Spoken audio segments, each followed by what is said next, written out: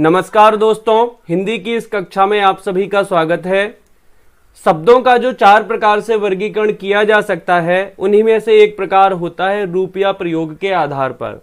रूप या प्रयोग के आधार पर शब्दों को मुख्य रूप से 2 प्रकार से वर्गीकृत किया गया है। इसमें जो पहला भेद होता है, पहला प्रकार होता है, वो होता है विकारी शब्द, और दूसरा प्रकार होता है इसमें अविकारी शब्द।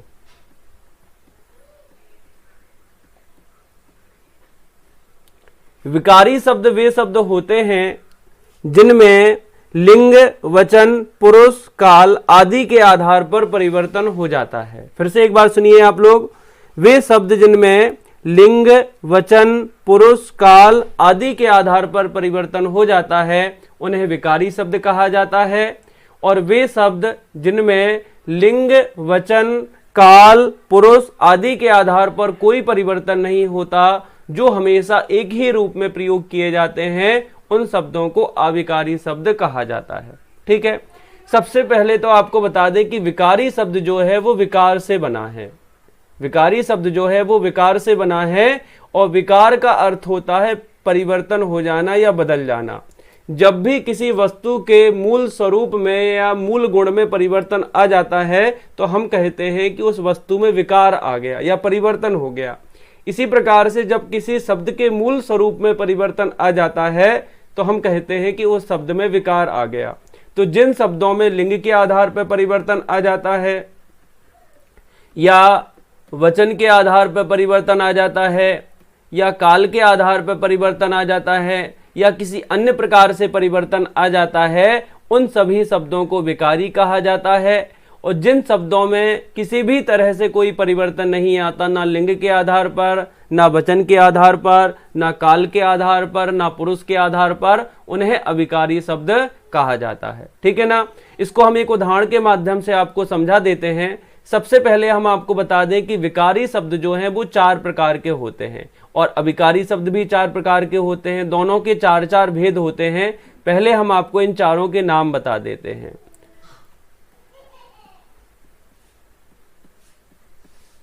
विकारी में जो पहला प्रकार होता है वो होता है संज्ञा,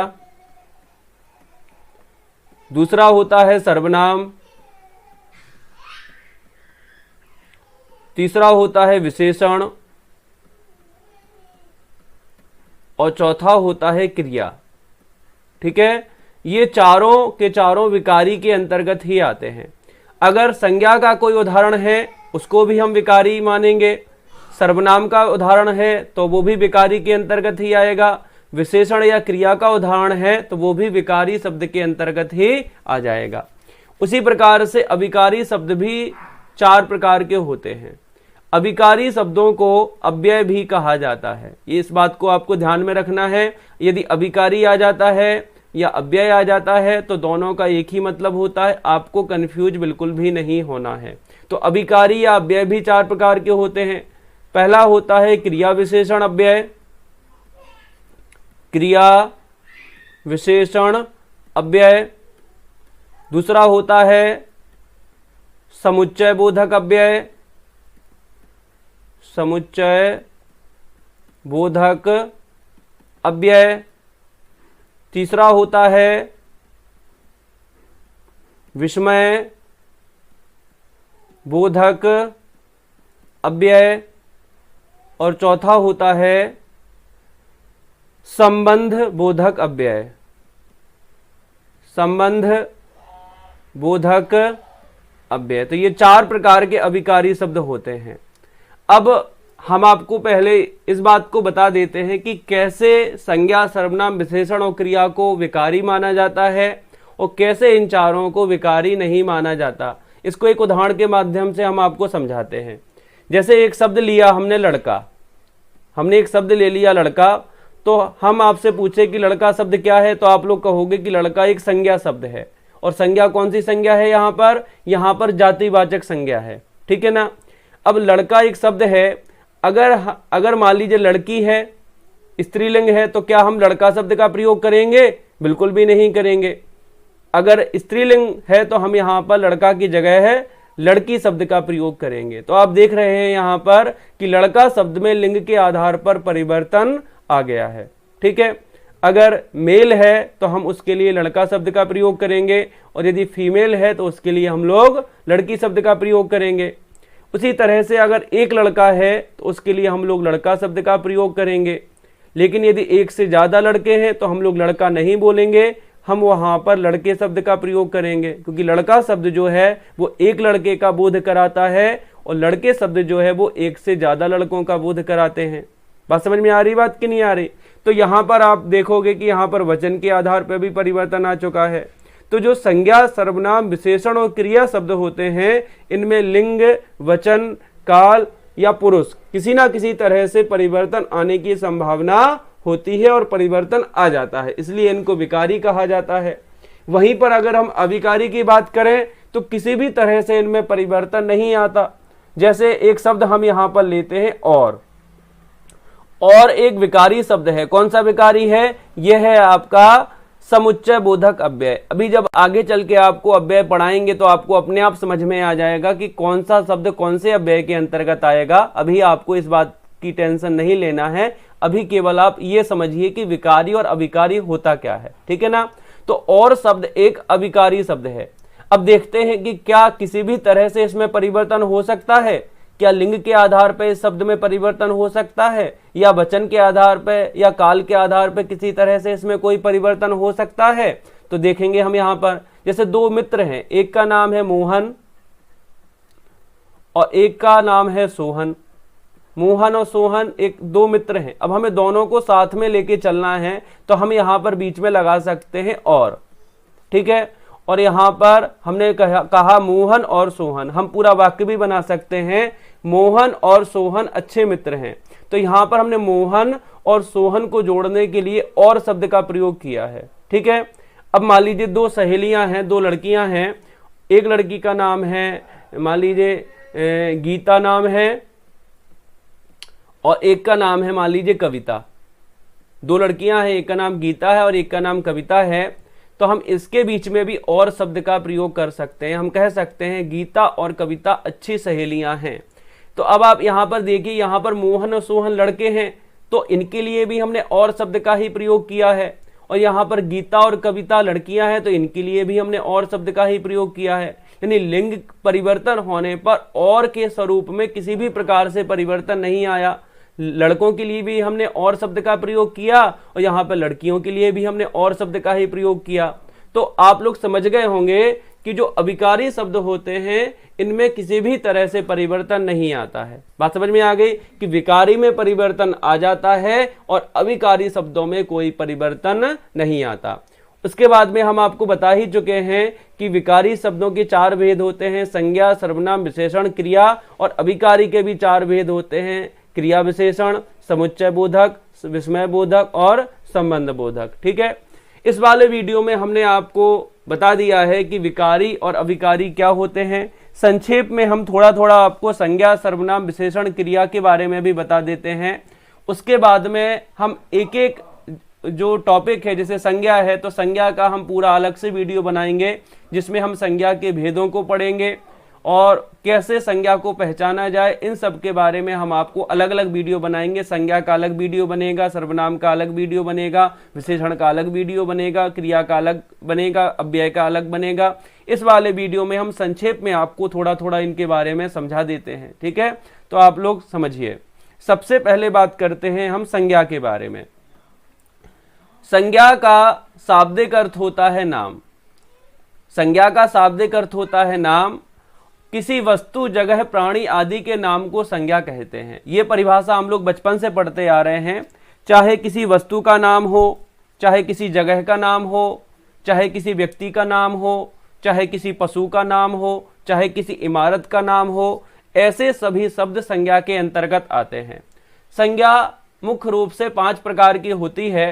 5 भेद होते हैं इसके। पहला भेद होता है व्यक्तिवाचक संज्ञा, दूसरा होता है जातिवाचक संज्ञा, तीसरा होता है समूहवाचक संज्ञा, चौथा होता है पदार्थवाचक संज्ञा और 5वां होता है भाववाचक संज्ञा। बात समझ में आ गई ना? तो संज्ञा के 5 भेद होते हैं। इसके अलावा व्युत्पत्ति के आधार पर अगर हम बात करें, ये जो हमने आपको 5 भेद बताए हैं संज्ञा के, ये बताए हैं हमने आपको अर्थ के आधार पर। ये जो हमने 5 भेद बताए हैं संज्ञा के आपको, ये बताए हैं हमने आपको अर्थ के आधार पर। कुछ विद्वानों ने अर्थ के आधार पर संज्ञा के 3 भेद भी बताए हैं। कुछ लोगों ने जो 3 भेद बताए हैं संज्ञा के आधार पर, उसमें पदार्थवाचक संज्ञा को और समूहवाचक संज्ञा को जातिवाचक संज्ञा का हिस्सा मान लिया गया है। तो कुछ लोग संज्ञा के अर्थ के आधार पर 5 भेद बताते हैं और कुछ विद्वान 3 भेद बताते हैं। जो 3 भेद बताते हैं वो पदार्थवाचक संज्ञा को और समूहवाचक संज्ञा को जातिवाचक संज्ञा का ही भेद मान लेते हैं। लेकिन अंग्रेजी की तर्ज पर जो वर्तमान में जो प्रश्न पूछे जाते हैं उसमें संज्ञा को 5 प्रकार से ही मान लिया जाता है, और वो इसमें जहां पर 5 प्रकार से मान लिया जाता है वहां पर पदार्थवाचक संज्ञा को और समूहवाचक संज्ञा को अलग संज्ञा मान लिया जाता है। तो इसमें आपको कंफ्यूज बिल्कुल नहीं होना है। अर्थ के आधार पर यदि आपसे पूछा जाता है तो संज्ञा के 5 भेद ही माने जाते हैं। इसके अलावा संज्ञा का जो दूसरा वर्गीकरण किया जाता है वो किया जाता है व्युत्पत्ति के आधार पर। व्युत्पत्ति के आधार पर संज्ञा को 3 प्रकार से वर्गीकृत किया जाता है। ठीक है, अभी इस वाले वीडियो में हम ज्यादा विस्तार में नहीं बताएंगे क्योंकि हमें सबके बारे में थोड़ा थोड़ा संक्षेप में बताना है। जब हम संज्ञा का अलग से वीडियो बनाएंगे तब आपको विस्तार में सारी बातें समझाएंगे। तो अर्थ के आधार पर संज्ञा के 5 भेद होते हैं और व्युत्पत्ति के आधार पर संज्ञा के 3 भेद होते हैं। उसके बाद में दूसरा जो विकारी शब्द है वो है हमारा सर्वनाम। सर्वनाम वे शब्द होते हैं जो संज्ञा के स्थान पर बोले जाते हैं। जैसे किसी लड़के का नाम मोहन है तो हम उसके लिए मोहन शब्द का प्रयोग कर सकते हैं। ठीक है, लेकिन अगर मान लीजिए हमें उसका नाम नहीं पता तो हम उसके लिए वह शब्द का प्रयोग कर सकते हैं। तो वह यहाँ पर क्या हो जाएगा, वह यहाँ पर सर्वनाम हो जाएगा। यानी जिन शब्दों का प्रयोग हम संज्ञा के स्थान पर कर सकते हैं उन शब्दों को सर्वनाम कहा जाता है। अब सर्वनाम के जो भेद हैं वो सब आगे पढ़ेंगे। सर्वनाम के कुछ हम आपको उदाहरण बता देते हैं, जैसे वह है, हम, आप, हमारा, मुझे, हमने, उसे, बहुत सारे सर्वनाम होते हैं। आगे चल के आपको सबके बारे में पढ़ाया जाएगा। सर्वनाम के बाद में विकारी शब्दों में जो तीसरा प्रकार होता है वो होता है विशेषण। विशेषण वे शब्द होते हैं जो संज्ञा और सर्वनाम की विशेषता बताने का काम करते हैं।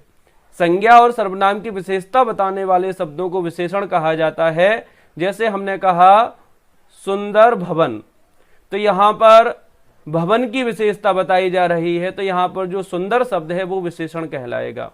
इसी प्रकार से जैसे हमने कहा काला घोड़ा, तो यहाँ पर घोड़े के रंग के बारे में बताया जा रहा है, तो काला शब्द यहाँ पर विशेषण हो जाएगा।